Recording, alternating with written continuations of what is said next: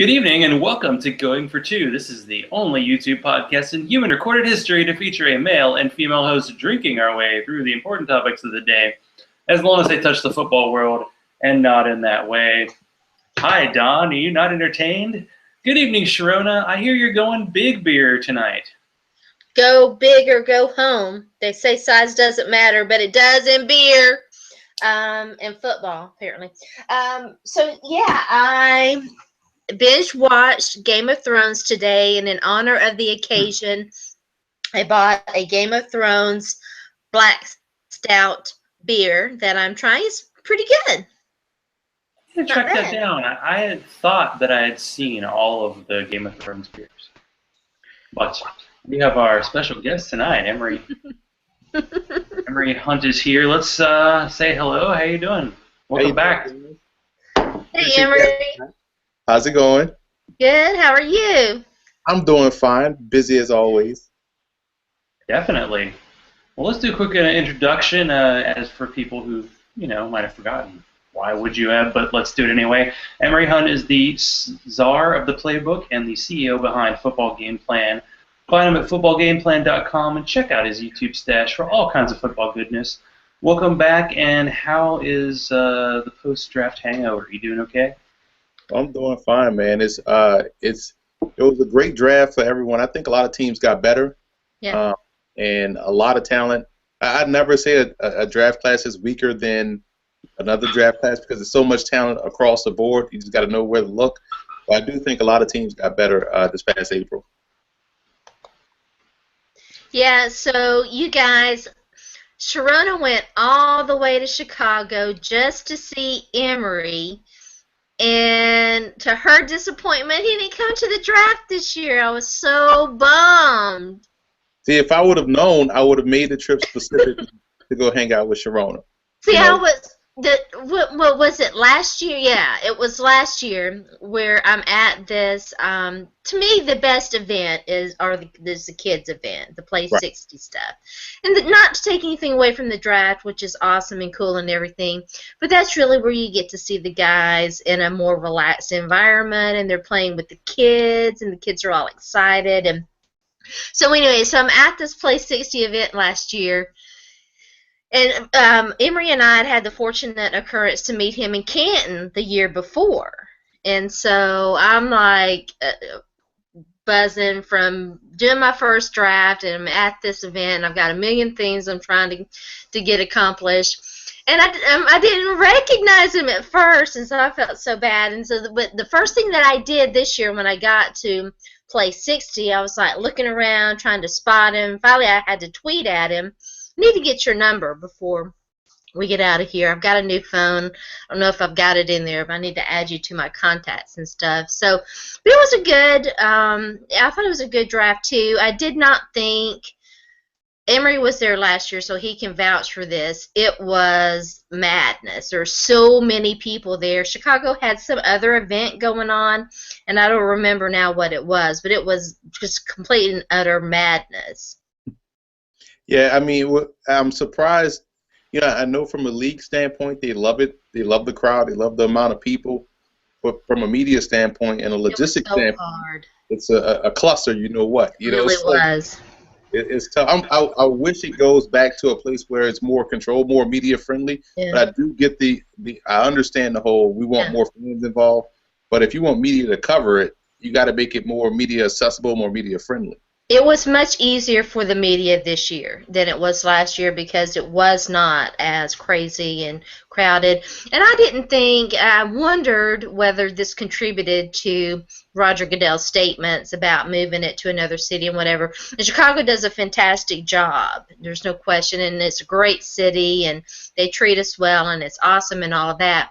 But from a fan standpoint, I did not think that it was as well attended this year as it was last year, and I don't know if that had anything to do with that other event that was going on, or I don't know why, but that was definitely my impression, and I feel like I got a pretty good feel for it since I was there, both years.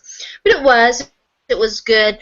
Was there a particular team that you thought their draft is kind of flying under the radar?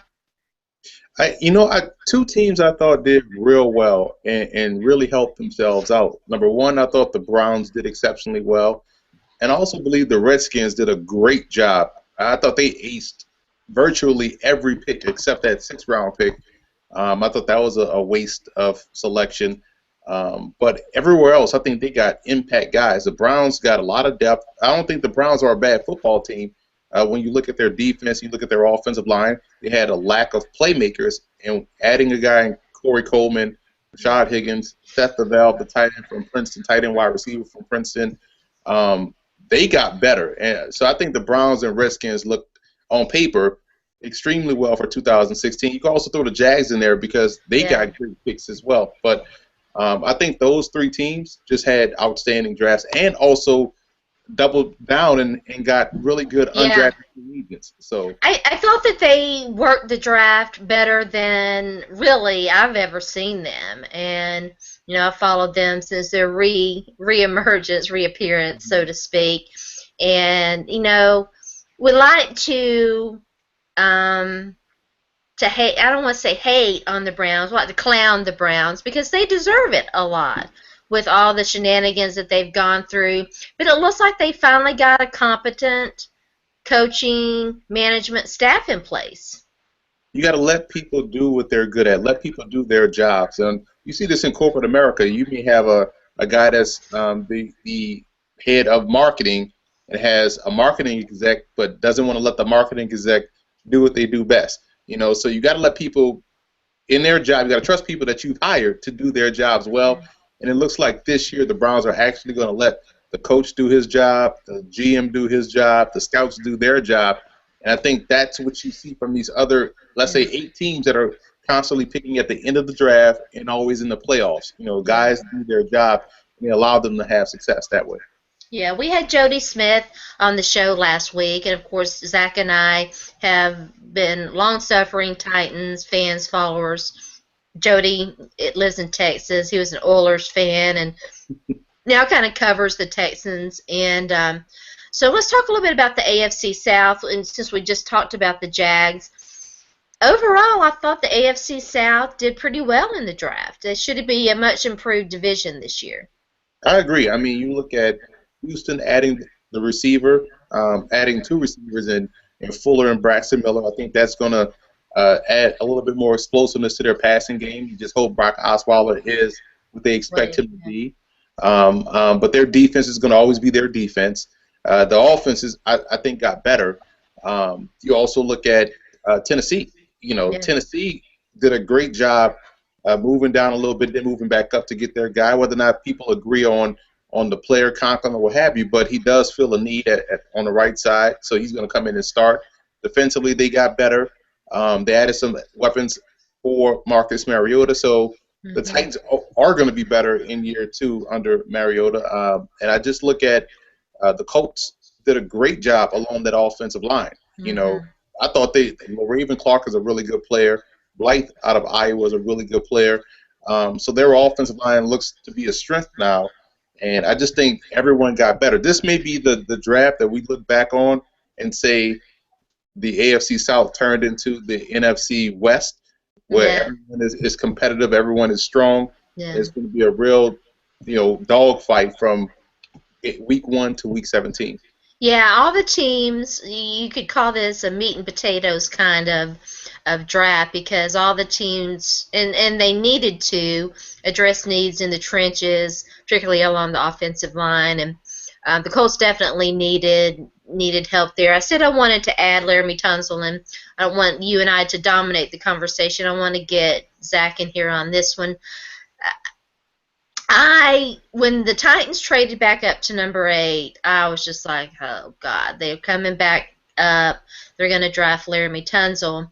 And then they took Conklin, and I was okay with that. I would not have picked an offensive lineman there. I certainly wouldn't have traded back up because I felt like, but I think that they were afraid that there was, as it turns out, there really was kind of a run on offensive linemen. I think that they didn't want to get stuck with Laramie Tunsil, but the thing that I heard from everyone I talked to in Chicago, and when I got back, I checked out his draft profile. He was compared to John Runyon, who of course played for the Oilers/Titans back in the day, and he is what they used to do, what they used to focus on, their prototypical type linemen, and so it looks like they're going back to the kind of players that they selected when they were at their most successful. So I'm okay with it.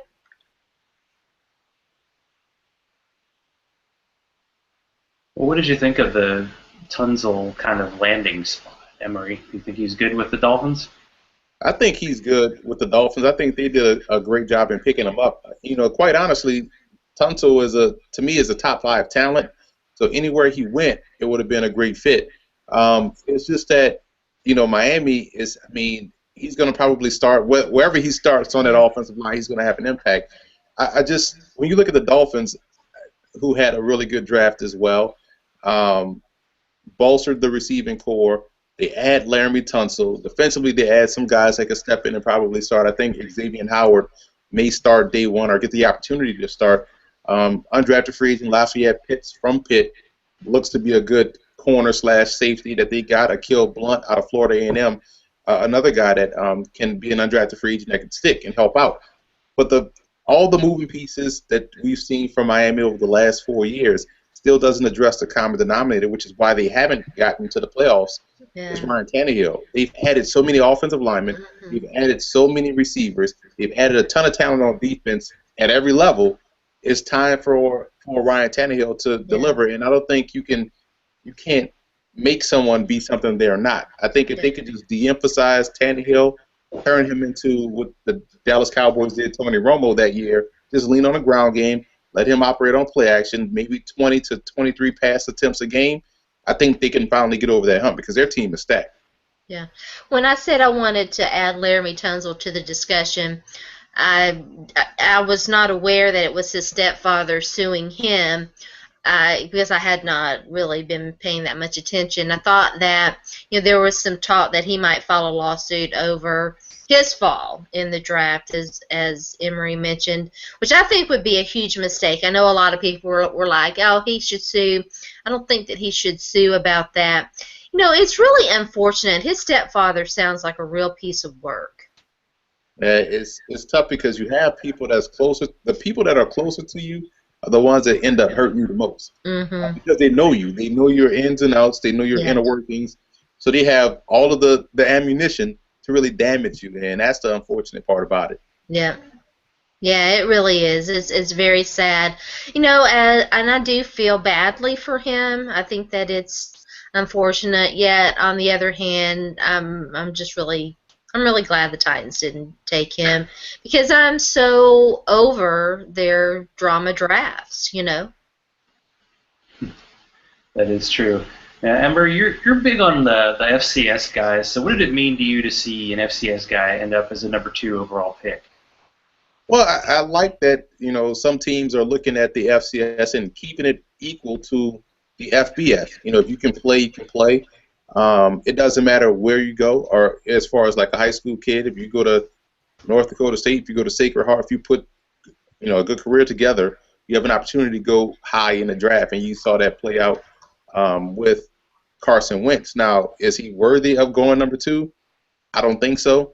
But it's great for North Dakota State because I can only imagine their recruiting is going to jump up now because guys see, hey, you can go second overall for North Dakota State, and it's good to see the FCS guys, get their just due because there's a ton of talent, and a lot of people think that just because you go to an FCS program or D2, NAIA, wherever, it's because you're not good enough. Well, coming out of high school, you may not be as developed physically as some of these guys are. I mean, I think Carson Wentz said he was 5'8", 150 or something as a junior or something like that, then sprouted up into this 6'5" quarterback. So then he has the opportunity to go to North Dakota State, get up to speed with the strength and conditioning program, the nutrition program. That's the other part too. I remember growing up in New Orleans, we didn't have a weight program. I mean, I didn't know how to hang clean or power clean or nothing like that until I got to college. And we had to. It was funny. I didn't have to. You go into the weight room and they'll show you. You have on the board, the whiteboard. Okay, you got bench today, shoulders, all that stuff like that. So I'm like, all right, cool. Then we get to hang clean, and I get to my station. I'm like, well, shit, I don't know. I'm sorry. I was, No, you're fine. We cuss on you. it's like, well, I don't know what I'm doing. And Coach Strick was screaming, and he was like, you don't know how to hang clean. I'm like, no. And he was like, who else? And so, like, the 7 other recruits from New Orleans raised their hand. And it's like, so none of y'all know how to hang clean. Like, all y'all from the same area. Like, man, listen, we never had this many weights in the weight room. So when you're not exposed and you finally get to grow into knowing how to lift weights, knowing how to eat. I mean, that's probably the first time a lot of guys get 3 meals a day. Yeah. 3 meals of great food a day. So, of course, you're going to grow and fill out your frame and sprout up and do a lot of good development. So it's not about the talent where you are going into a lot of these FCS programs.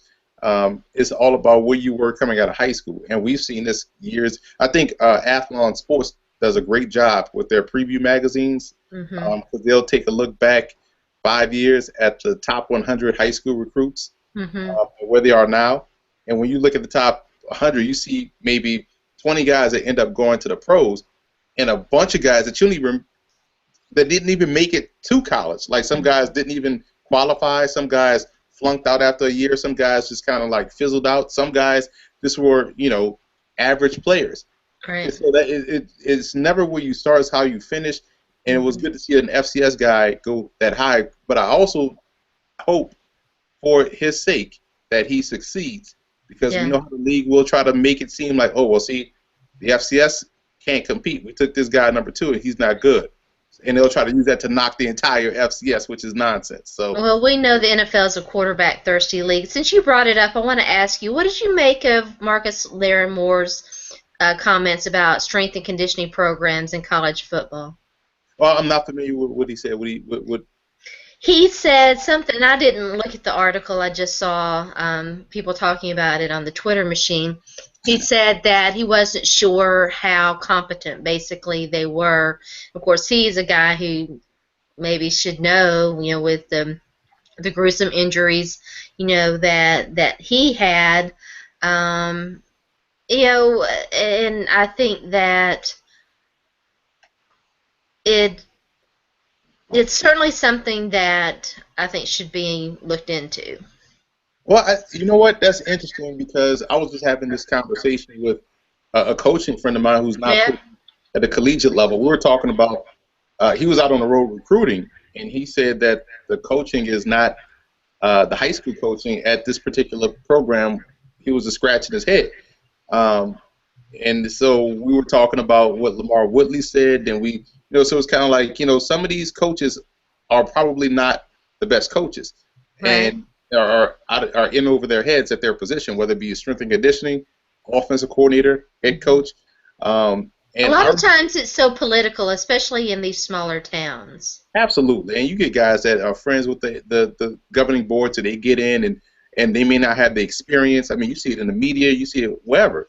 Right. And I remember my experience we had 2 separate strength and conditioning coaches. So the first guy I had was my freshman year. He played at UL, and he played in the NFL, and he was I think at that point we had maybe 2 or 3 strength and conditioning All-Americans who were bigger, stronger, faster. And so he moved on after he was there for like maybe 10 years, but then he moved on to another career. And so we got another strength and conditioning coach to come in, and he had a whole different approach. Like, we didn't do certain exercises, and you saw the team as a whole shrink as far as weight. We ran a lot more, and so we were more conditioned, but we weren't as strong, and it showed up on film. So I can see what Marcus Lattimore may say, where he has some truth to that, but I also believe there's a lot on the philosophy of the head coach and the strength and conditioning coach, because they have to work in unison to make sure the same message is being pushed across throughout the coaching staff. Yeah, it is pretty interesting. Carson Wentz is interesting because even though he didn't come from your traditional powerhouse school. You know, he's put up amazing numbers in college, and like I said, the NFL is a quarterback thirsty league. It was a very steep price though for the Eagles to pay, and I just, I don't know. We'll have to see how it turns out. Did you think that they gave too much, Emory? Absolutely. I'm a firm believer that no one player is that good. I like seven picks more than two. Because I would have the trust in my own staff that, hey, we can find 7 starters in the draft. So we're not going to give up an opportunity to get starters for one guy that's not going to let football is different than baseball or even basketball. No one player is that good. So and with Wentz, it was the interesting commentary around Wentz. It seems like no one wanted to talk about it, but here's a guy coming from the FCS, which already has a stigma from the media and from scouts and coaches. So you have that stigma. Then you have a guy that missed 8 games with an injury. So, and not only did he miss 8 games, but the backup, which was a redshirt freshman, comes in and they go 8-0 and put up similar, if not even better, stats than Carson Wentz. The passing game actually looked a lot better. Carson Wentz comes back for the championship game, goes 17-29, a touchdown and 2 picks, 179 yards, and everybody's like, oh, he did great. And you just scratch your head like, wait a minute. They lost 2 games with him as a starter. They come back and actually kept Jacksonville State in that ballgame with those 2 bad interceptions. So it makes an interesting commentary surrounding him that, hey, this guy is quiet as kept, maybe a little bit unproven, and so it's going to be interesting to see how he does. And this the part I didn't like was, you trade all that capital to get to number 2, and then you tell me he's not ready for another 2 years. All y'all fired. That was pretty ridiculous. Go from day one. I'm wondering if in a few years there'll be like a 30 for 30 done about like the Eagles front office after getting rid of Chip Kelly, because they dumped all those players he picked up so quickly. So they seem like a team that was rebuilding anyway, and then to trade all those picks and to give all that money, like their third string quarterback's Missouri's own Chase Daniel, but he's making like $7 million. So it's kind of wild. And the last FCS quarterback to go this high, like Steve McNair, the Titans sat him for almost 2 years, and now you can't do that, really. He's got a third. I'm glad you brought up McNair, because people were making that comparison. I'm like, wait a minute. Steve McNair was a Heisman Trophy candidate. Yeah. Should have won it. To name the other 2 guys who were in contention? Rashawn Salam, right? Nobodies. They're nobodies. They faded out. He should have won that. But now we're talking about Heisman Trophy candidate, All-American. Carson Wentz was second team All-Conference. Like, unless the Missouri Valley Conference was pumping out quarterbacks out the yin-yang, second team All-Conference, not even All-American. And you look at the Eagles roster last year, you felt like, okay, they lack playmakers, they lack threats. Now you look at this year after the draft, they lack playmakers, they lack threats. So they still have the same issues. You jettison all your top touchdown makers, and you have a bunch of receivers now that are really glorified number 2s, number 3s, and 4s. You don't have that centerpiece. You don't have an explosive tailback. You have Sproles, who doesn't age, but still, you don't have that bell cow back. You let Murray go. You have a good tight ends. Offensive line is good in Philly. Defense is good in Philly, but they still have the same issue on the perimeter, which they had last year, and they didn't. You gave up all this capital to get a guy that you say is not ready to play, and especially can't help you out. On the perimeter, you have 3 quarterbacks. You can only play 1 at a time, and so you still have the same issues going into 2016. Yeah, you could sort of understand the Deshaun Jackson thing, whether you agree. I absolutely disagreed with the handling of it. It was horrible, but you could kind of understand. I did, but the other, the Jeremy Maclin, I didn't understand that. They let Jason Avant go. DeMarco Murray. LaShawn McCoy was gone. LaShawn McCoy, yeah, and of course that was a Chip Kelly thing. Yeah, and it's weird for a team that had as many holes as what the Eagles hadn't. I'm a big believer in you just let the draft come to you. You don't go to it, you let it come to you. And you have to wonder, it used to be that drafting a quarterback, taking a franchise quarterback and developing him bought you some time, but how much time do they have in Philly? I mean, especially with all the money, they have like $3 trillion tied up in quarterbacks right now. And, who's to say? And that's the part I don't agree with about the sitting and developing guys, because if that was the case, then Chase Daniel should be your guy then. Yeah. Because he balled out at Missouri. He did. All the time behind Drew Brees, looked well in the preseason, well enough to where Kansas City brought him over. Mm-hmm. He did well in the preseason there. He should be ready to go. He should be groomed and ready to go. But, what does that say for the development part? Because now you got a guy that has all his time, was a winner in college, very productive, looked good in his limited opportunities in the pros via preseason. Why wasn't he given the full opportunity to come in and compete with Sam Bradford? And now you can take that first-round pick and those other remaining picks and pick up guys around them to ensure your team can have success. Whether or not these two guys are the quarterback or not, at least when you bring in a guy, okay, we got talent on the perimeter. Let's say, Miami. If Miami decides to move on from Tannehill after this year or what have you, they know their team is stacked. We can spend our capital finding the guy, you know, because we know everywhere else we're solid. Yeah. Mm-hmm. What's the experience like, Emory, being at the Giants rookie minicamp? You know what? I came away out of the four franchises I've been around.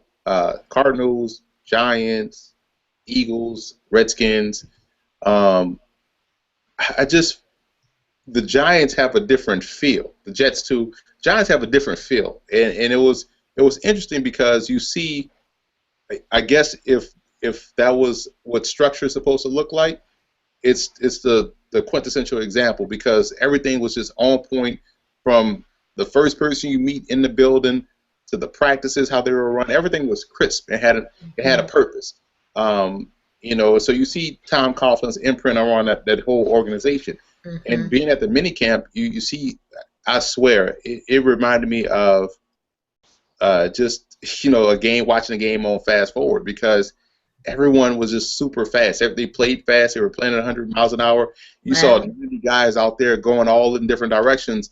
Mm-hmm. The pace was impressive. And talking to those guys afterwards, that was the one thing they kind of echoed, each one of them. Like, hey, we're going to, we had to pick up the speed, and we had to, learn on the fly, play fast. And so being there and seeing those guys get out there and compete, it was kind of bittersweet, because you're happy for these guys getting these opportunities, but you know that 80% of them won't play in the league, because you had the draftees, you have the tryout guys, and the free agents.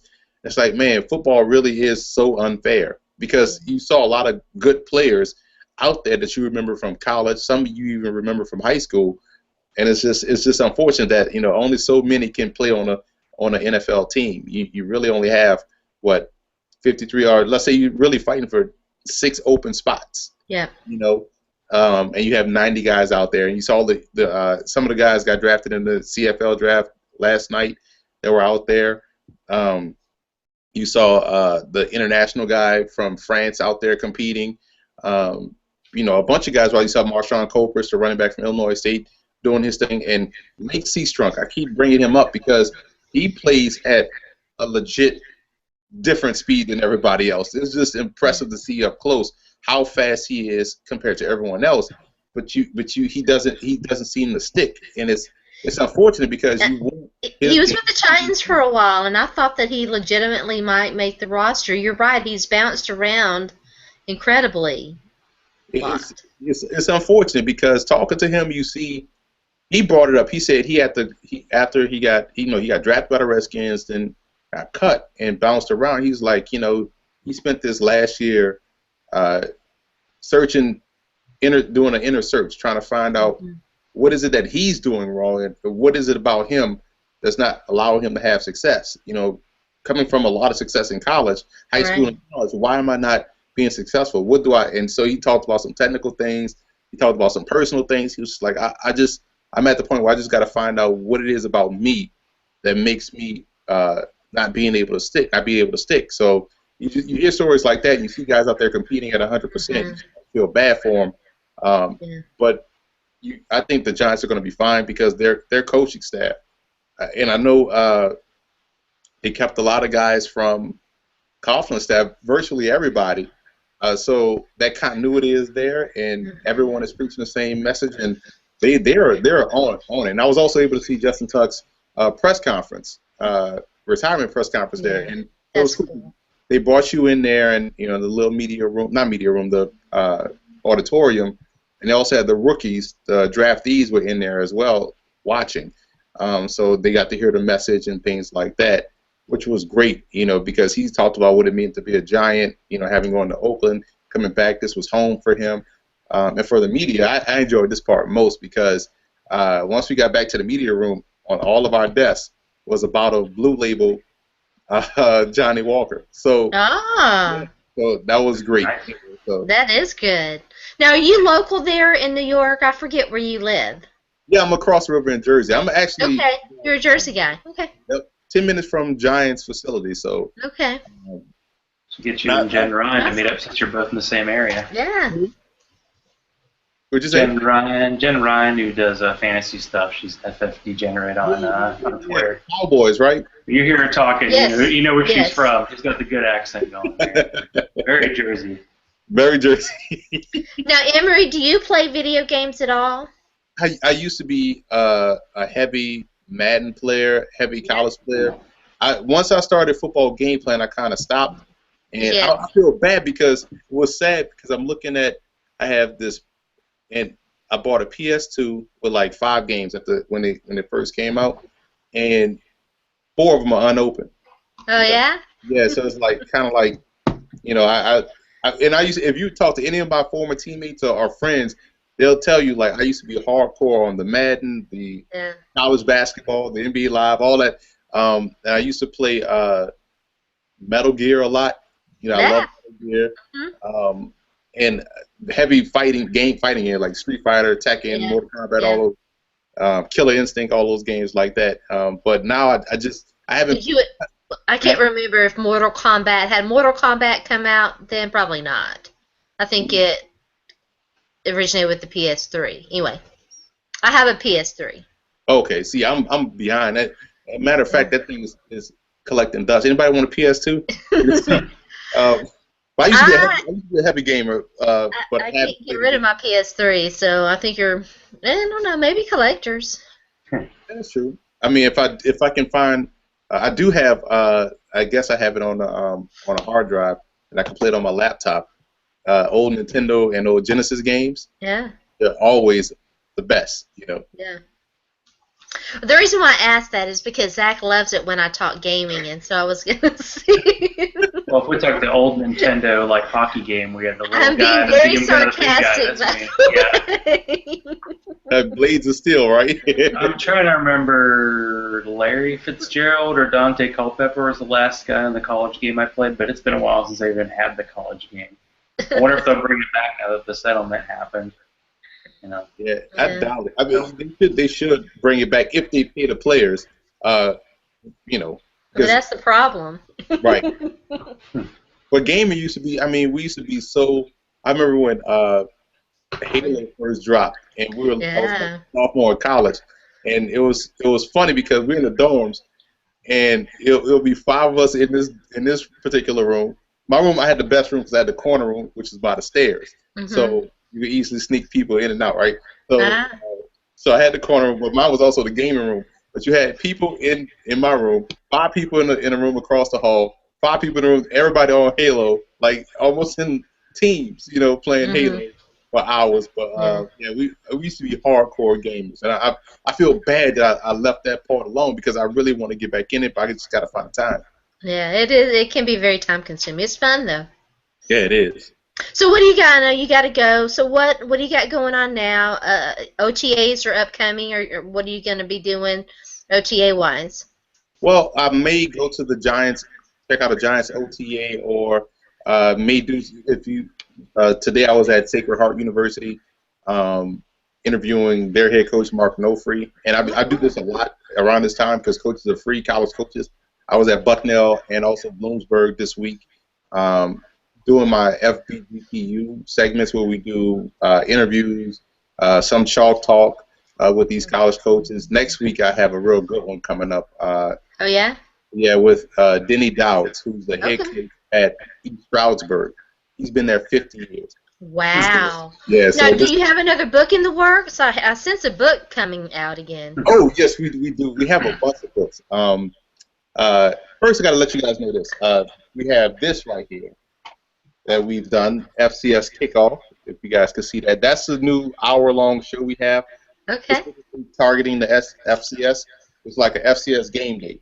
Where we own game previews, draft prospects, all that stuff like that, all in the hour. We're trying to pitch that to TV network. So we did 2 pilot episodes, and we're going to start really revving up this summer with our conference previews for that. So be on the lookout for that. Definitely. You can see some of those samples shows on footballgameplan.com/FCS kickoff.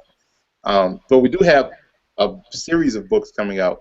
I'm not going to say what they are. Okay, all right. The last time you and I chatted, you had 5, if I remember. Are those still the only ones? We had, well, I have these 2. Just so readily handy for you guys. Okay, maybe it was 2. Maybe I was pumping it up in my brain. No, but you have these 2 are okay. outstanding literary masterpieces, and you also have this one, which we came out with before, Stiff Arm and Football Myths. Oh, okay. All right. These 2 are the newer ones that we came out with last summer. Okay. But they're awesome. These get a lot of play. A lot of people like this because they're motivational. Okay. They're telling their stories. Now, you used to be a motivational speaker. Are you still doing any of that? I still do. I don't do it as often because I got so tied up with football game plan. But right. I did it a lot from 2004 to 2012, and now I do it every now and then because you have to start getting out there a little bit more. And it's no different than the coaching part of it. You got to keep your blade sharp. But I do love the motivational speaking part. I used to do maybe. Let's say from 2004 to 2012, I want to say probably maybe 60 to 100 speaking engagements a year. To now, it's more like 10. So it's the time has pulled me away, but I love it because I love impacting high school students. Yeah. Because I think that's an impressionable time where a lot of students are looking for direction, and you try to give them a way of saying, hey, you can be however old you are, you can still be cool. You can do a lot of stuff. You don't have to worry about, time is only something that's man-made. You don't have to worry about, I don't think I can get that done in so amount of time. Like, forget time. Just do what you want to do. You should be successful. Yeah, that's awesome. So tell everybody where they can find your absolutely fantastic content. And do you know when you're going to be doing your show, what day and time? The shows the FCS shows are on Thursday. They're Thursday and they'll be released. So right now, since we are taking a break for the summer, and revving up for these conference previews, we have the first 2 episodes on the website at footballgameplan.com/FCS kickoff. It's a draft preview for 2016 draft, which just passed, and a recruiting roundup. So we go through all of the conferences, talk about the top recruits and recruiting class. So check that out.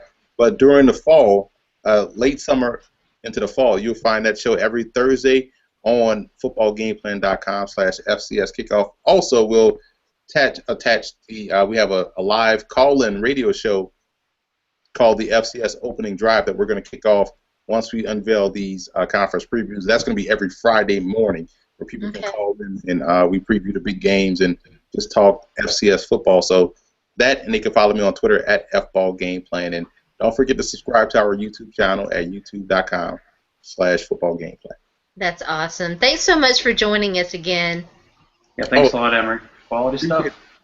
Listen, I appreciate you guys having me on. I may join you guys next time with a nice adult beverage. Oh, please do.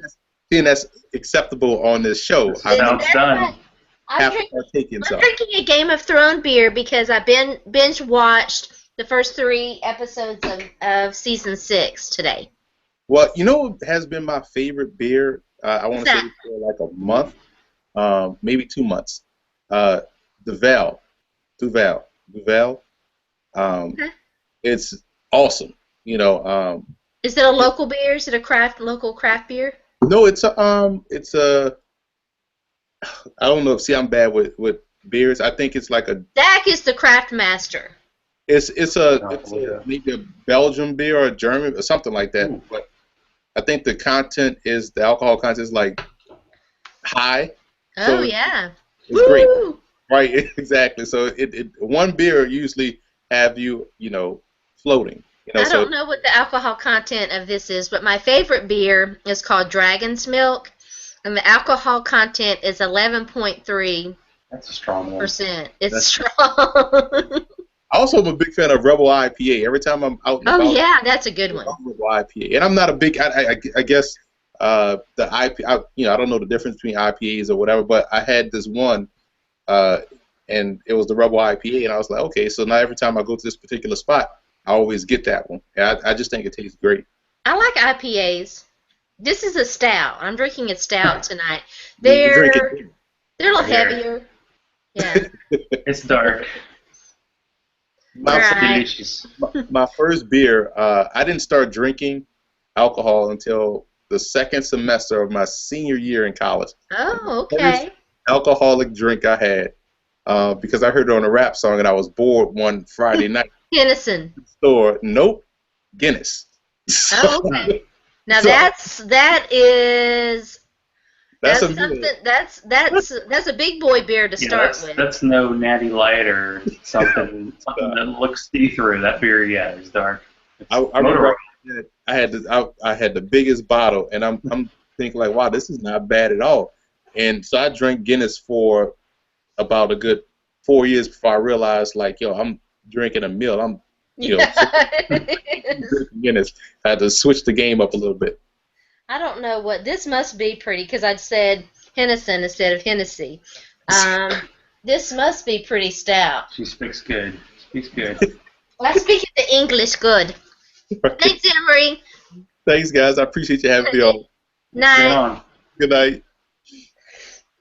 It must be pretty strong. I do have a little bit of a buzz. Well, In honor of Zach leaving me to go on vacation.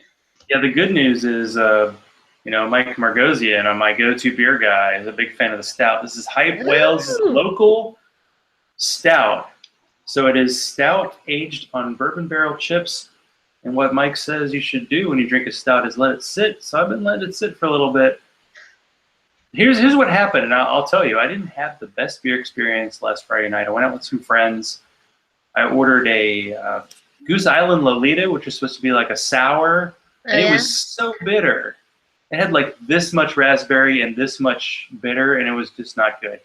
And I had a Dragon's Milk, and it was just too much. It was it just hit me across the face. And this one right here is not as bourbony, and well, let me try it. Let's see. My scale back from Dragon's Milk is, what is it called?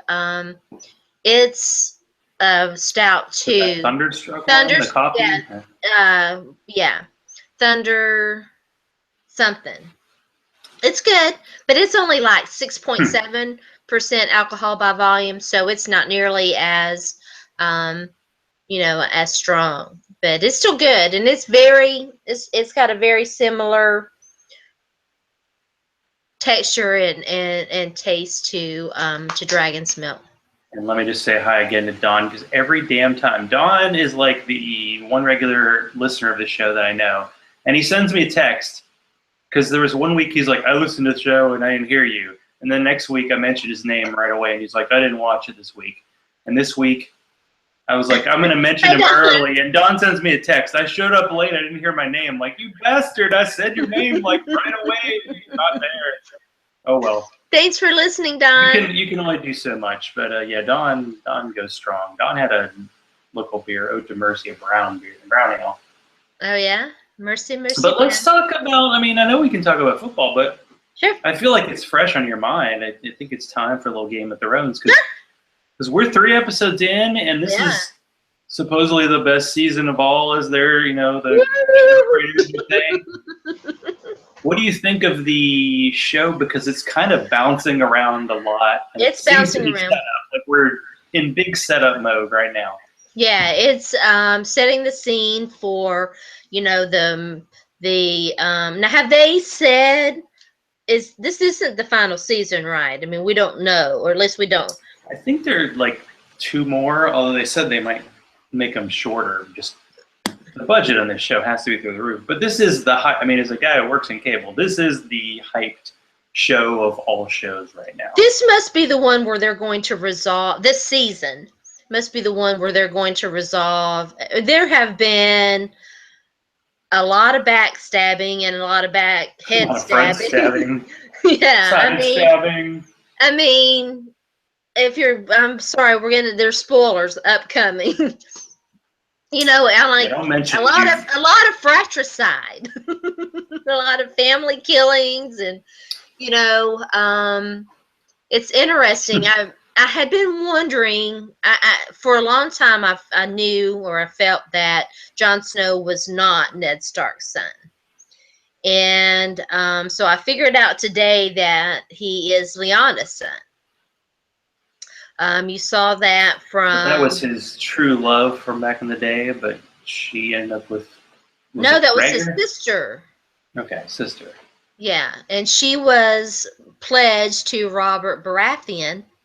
But the Mad King, Rhaegar, abducted her and raped her, and she must have had his baby. Because in the fight scene, you saw Ned go to rescue her, and the swordsman that he famously defeated, the best swordsman in the world, was protecting her, and you could hear her screaming and stuff in the tower. She must have been giving birth. And so, anyway, yeah, that's my theory, and I'm sticking to it. But yeah, I mean, it was weird too, because so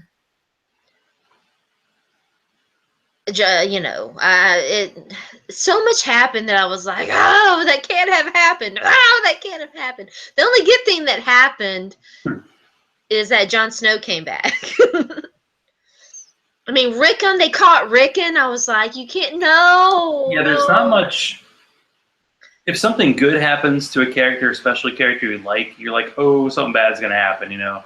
Things are going really well for the guys up north, Robb Stark, and then, he gets killed, and, you can do that Key and Peele where they kept going, killed. That was great.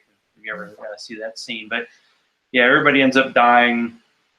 And I was wondering, because they said they're doing the biggest battle scene they've ever done this year. And I'm like, well, what battle is about to happen? And the only one I can think of is Roose Bolton versus Jon Snow and, the Wildings, going at it. And maybe the White Walkers come in and, make it into this giant 3-way battle. But it's got to be... That's the one. And I guess the Iron People, but I don't even know if the Iron People feel like the Tennessee Titans of this league. They never do much, They never do. They always kind of hang out and they talk tough talk. Yeah. Talking about running the single wing or something, and everybody's like, yeah, whatever, we don't care about you anymore. Yeah, they worship the drowned god. And drowned gods. Yeah, but don't you think that the fight with the White Walkers has to be the final season? It definitely seems like it's leading up to it, because it seems like it's going to take everybody banding together to beat them. Yeah. And that's what... what's his name? The guy who, everybody thought, oh, he's the guy, and he came in to, save the Castle Black, and then he ended up listening to the woman who didn't quite have her stuff together, but she got it back. The red woman, who's the red, older than we think woman. But yeah, that was weird. Not Robert Baratheon, but his Stannis Baratheon. Yeah. Yeah. So, but there's so much, because you mentioned Brienne, and I'm like, she was in the first episode of the season. She got to kill some people. and then hasn't come back. Like Littlefinger, he hasn't been on this season, but there's we haven't seen 70,000 characters, so it's impossible. I'm like, you better get Peter Dinklage in there at least once an episode, but other than that, yeah, you don't. It's going to be a lot of bouncing around. Yeah, it looks like the Lannisters figure to play, major role this season. We've seen a lot of them. Jaime and Cersei have made up. I was gonna, but maybe it was that Robert Baratheon and Lyanna, did the deed. I mean, maybe he's the father. I don't know. There's some intrigue behind who's going to be the father of Lyanna's baby Jon Snow. So we'll see about that. It's going to be interesting to see where Sansa ends up, because she's been, we think, rescued. And Arya, the Arya storyline, that's the one that it just freaks me out. Why does it freak you out? It looks like she's turning the corner, though. She got her sight back, right? But I would have been like, fuck you guys, I'm out of this bitch. I was like, yeah, she's playing the game. I already sent the direct message to Sharona. Hey, like, what is the girl's name? My name is Sharona, I'm gonna fuck you up. That's what my name is. Not, okay, I'll say what you want me to say. She's like wants to get all like her ninja skills so she can go kill everybody on her list and get her sword back. And she's awesome without them. She doesn't need them. And I wanted to kill that witch that was beating her up with the stick. Oh, yeah. The unnamed waif. But who's like, okay, well, the power rankings of who you hate. I'm guessing Bolton, Ramsay Bolton's got to be number one on that list. Oh, is he? Yeah, I was getting him confused with Roose. Yeah. Because he's still a little, like, one-dimensional evil. Like, the bad characters you like are the ones who you kind of understand their motivations. He's just straight up evil. Like he's awful. It's like you get Rickon back, and I forgot because Rickon wasn't in the last season, and those kids, those like Stark kids, aged like 7 years since the last time we saw them. They're so giant. I know. I thought that it was somebody faking being Rickon or faking being the one who's paralyzed. And then the wolf head, and I was like, no.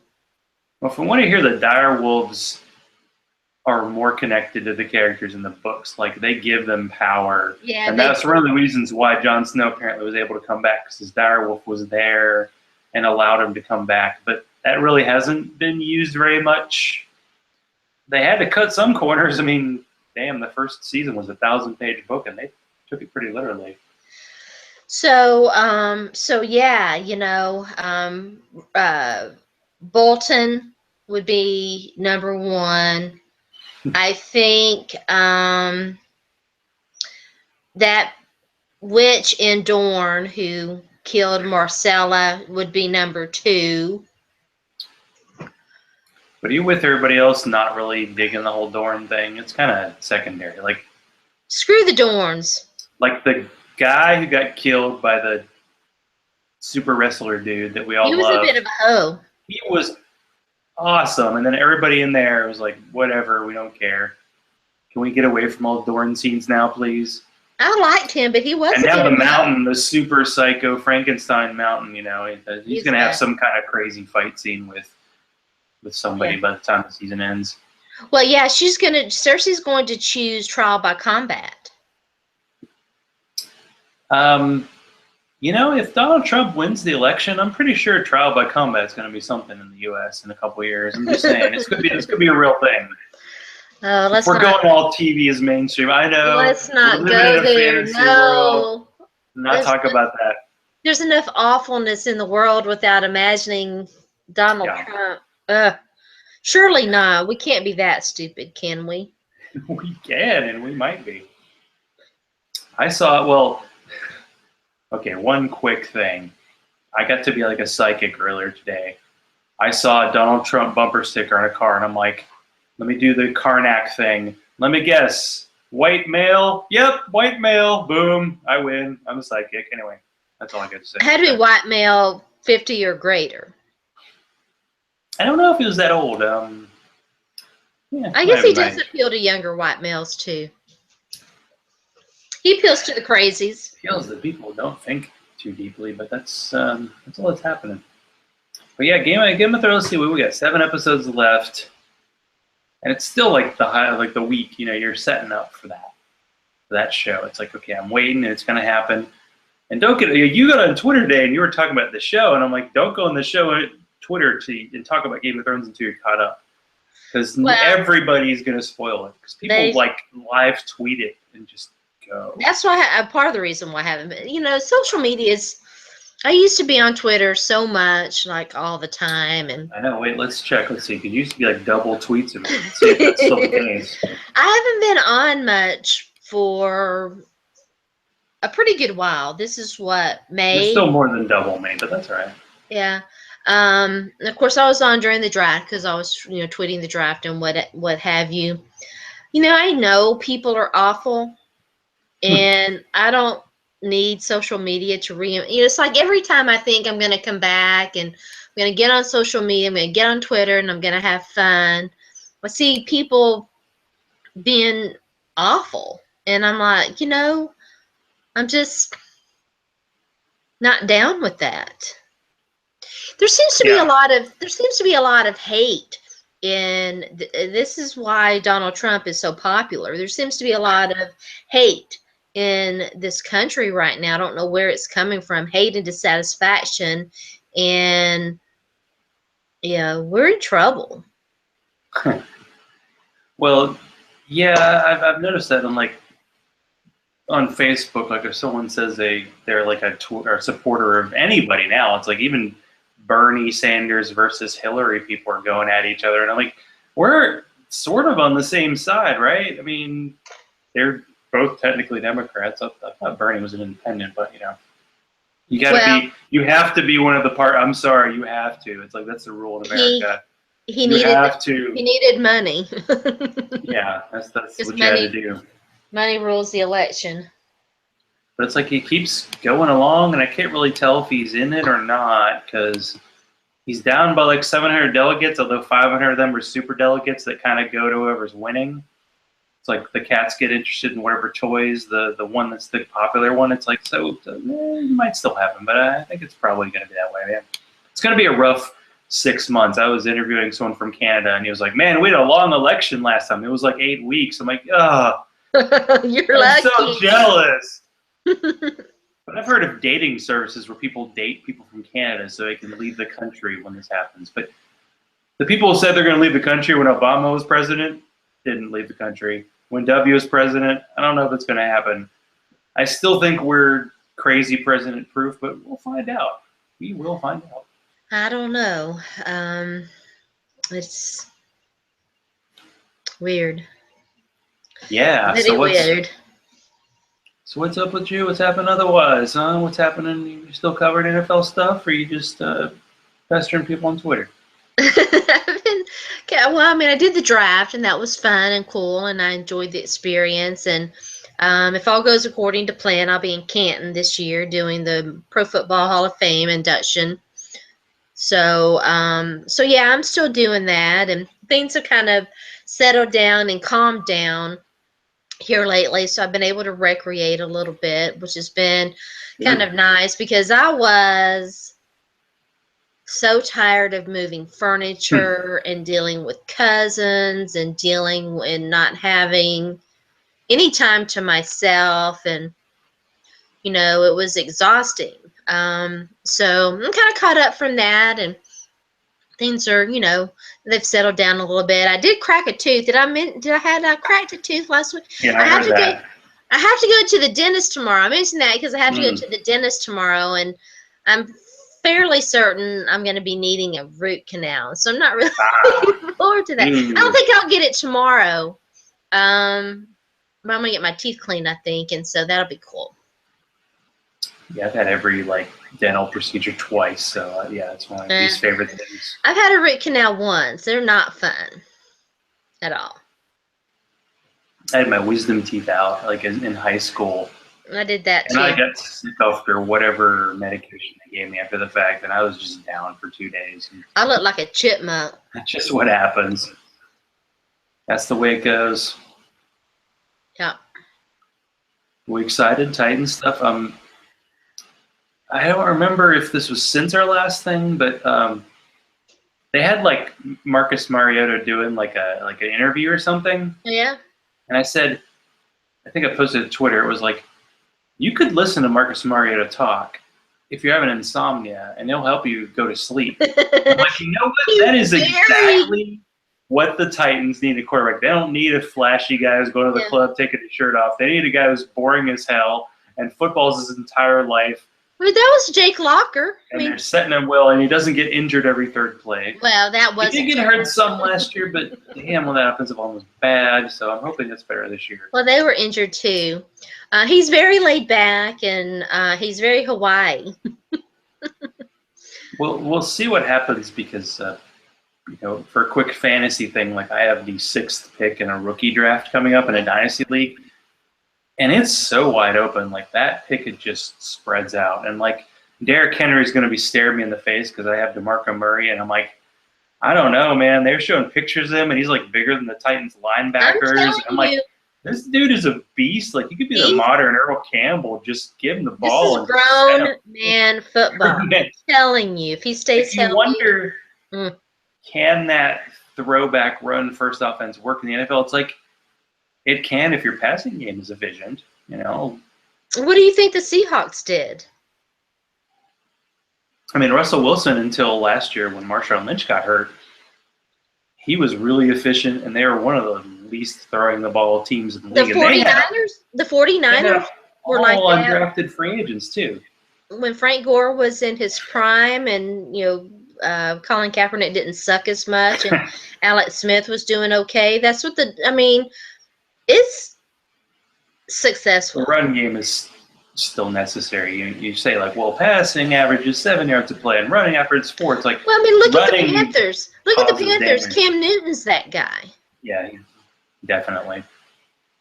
So it's definitely on the upswing, and you know what? I might be at the Titans opener, although it's every time I'm like, go to a football game means I can't watch all the games on Red Zone or on. So did the Parental renew their season tickets? Well, they did, but they have to get me one because they have them all covered right now because they gave one to a friend. But by the way, last night I got home and I put on the Penguins Washington Game 7, and I got on the elliptical. You will not go faster in an elliptical than when you're watching hockey. That is just great action.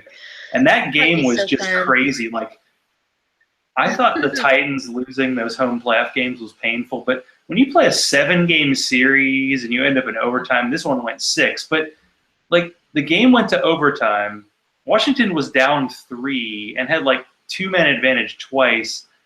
And there was a play in overtime where the goalie basically lost his stick. A defender came in and, grabbed the puck with his stick and, knocked it out of the goal. And I thought, Washington, team of destiny. And then 2 minutes later, Penguins score and win, and it's over. But there is a chance, and it's 9 games away, that the Nashville Predators and the Pittsburgh Penguins could be playing for the Stanley Cup. So the Nashville Predators are playing tomorrow night at San Jose, and if they win, they're in the conference finals. And the Predators really played some shitty hockey this season. So it is amazing that it's historic, really. I mean, it's amazing because they were a terrible hockey team for pretty good stretches of the season. But playoff, I mean, it's the same in basketball too, but it's just playoff hockey. There's you can like play 81 games in the regular season, but you can play 28 games in the playoffs. And my parents are talking about, we could have gone to the playoff games. There was one game that went to triple overtime. That's literally a double game.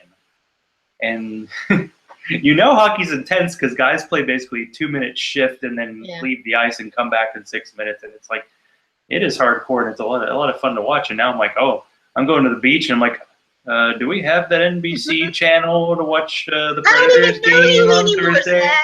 Zach's a hockey fan. The only reason I started watching is because my parents came to town. It was great. My parents came to town. I made a bunch of pizzas. I drank a bunch of beer. It was all good. I'm proud of you. I try. But I'll be dealing with the gas grills at the beach. But I don't care. I'm going to be at the beach. I don't have to work some, but I don't really care. It's The Gulf Coast has been something that we've been going to since like middle school, because Nashville to the beach is like 10 hours, and from Atlanta it's like 5 and a half. So it's a short trip, and it's another long weekend. And it's 2 vacations in 2 months, and I'm a contractor, so I'm getting paid for vacation. That's a little pain in the butt, but we'll make it work. You know why? Because if you follow my Twitter, you see the amount of beer I have prepared for this trip. I have canned beer. I have all that beer that Sharona makes fun of me for. That's what I have on the beach. I have Westbrook Goza. I have Anderson Valley Blood Orange Goza. I got all the Gozas in the world. And I'm almost wanting to get that Budweiser beer that says America, because it's so hilarious that Budweiser is owned by a Belgian company and they're going to rename their beer America. Oh my God. And I want to drink it with CD Carter because it would be glorious. America. America. So you did enjoy that beer. Okay, that's good. I am not even nearly done with it. It is. I've got this much left. Bombers, yeah. A good amount of beer. I've got this much left in the bottle. And almost a full glass, and I would recork it, but I lost the cork. Sure, I just want to say, I believe in you. I believe you can do it. I believe in you in America. Oh God, corks. Maybe I'll do that. Oh God, corks. No, you just have to see a dentist tomorrow. What do you have to? It's nothing. You're good. Yeah.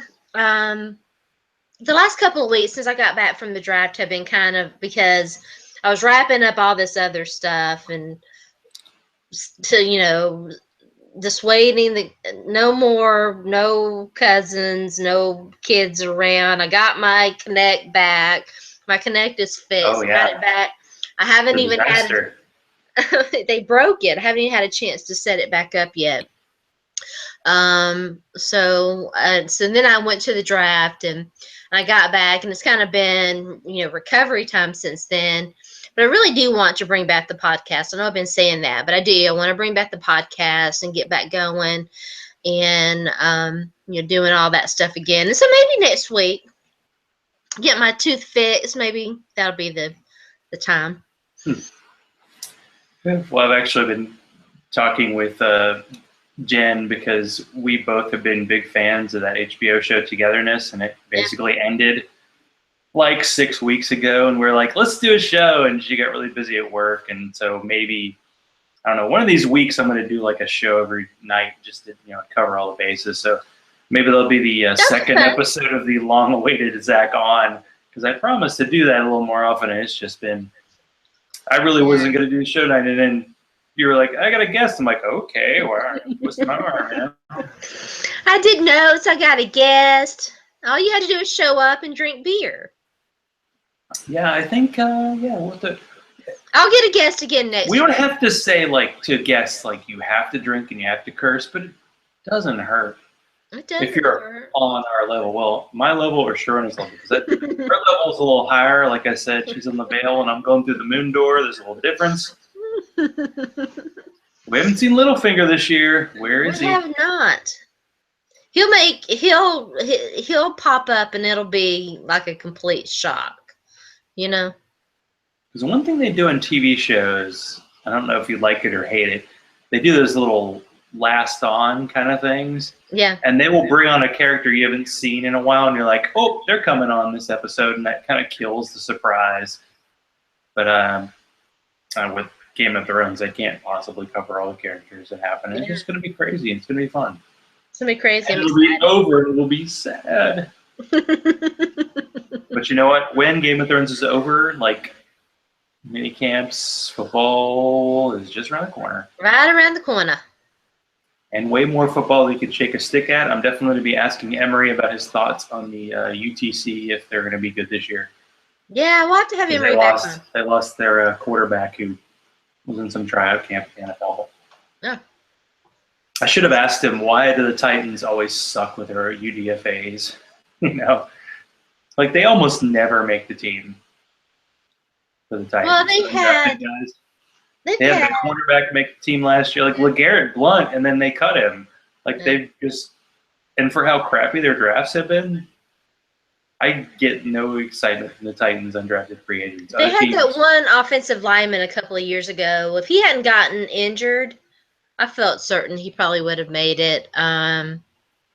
Yeah. Well, I mean, it is a crapshoot. I mean, it's a tough racket. I was interested because he talked to like a quarterback out of James Madison who had to do a tryout. I'm like, what's that all? Because like you have to go through the whole practice just to get a shot to sign a contract, and then you have a 5% chance of making the team after that. I mean, it's just crazy. It's a hard one because you get behind like an undrafted guy like Missouri had that running back Henry Josie, and like he made the. Oh yeah.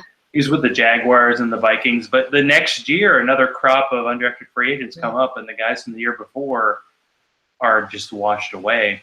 Yeah. And you just but it was pretty amazing. He came back from all those injuries and stuff, and that he was tore like every ligament in his knee, but he was so key to that team a couple years ago with Missouri. Oh, and Missouri was good. Sigh. Those 2 years. Back-to-back SEC East, y'all. And now I'm just happy when someone says Missouri's going to go to a bowl in Birmingham. Oh, they might go 6-6. Woo! I mean, that's really what is. This is the expectations we have. That's okay because Tennessee national title, right? Or bust? Yeah. No, you don't want to talk about that. I understand. There was an article. Somebody said today that Peyton Manning was interested in coaching the Tennessee football program, which is the exact opposite. That's the exact opposite of what I hear, but I don't know. We'll see. Peyton is going to keep doing those commercials, and who knows? He's going to be behind the scenes. He's going to drink beer. Money man. I mean, drink Budweiser. He'll be drinking America beer. America. We'll see. Maybe it'll happen. Never know. Yeah, well, thank you, Sharona. Thank you for bringing on the guest tonight and drinking quality. I mean, you go in Game of Thrones. Lots of love. I need to get more Game of Thrones mugs for you. You do. But every time I drink my little 4% beer, I'm going to think of you. I'm going, you know what? This stuff's good. As soon as we get off, I'm going to put more light on this 4% beer has See how feelings much too. Alcohol. This must have a lot of alcohol. This one is 10 right now. It's whew.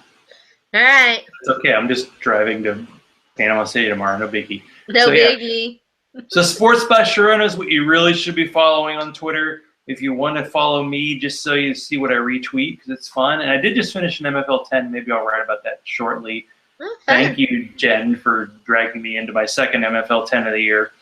But, yeah, the values of guys after the draft. I did take Derrick Henry. So did you? Other than that, I didn't take Good for you. 9th round, 7th round. Anyway, I feel like he's going to score some touchdowns. The Titans might not be awesome. I'm telling you guys. Telling you guys, he's going to be awesome. So, yeah, ZACH_LAW. And thank you for everybody for watching and listening to the show. Don, you suck for not being there in time. Let's drink beer again sometime. And as we like to finish off, my grits.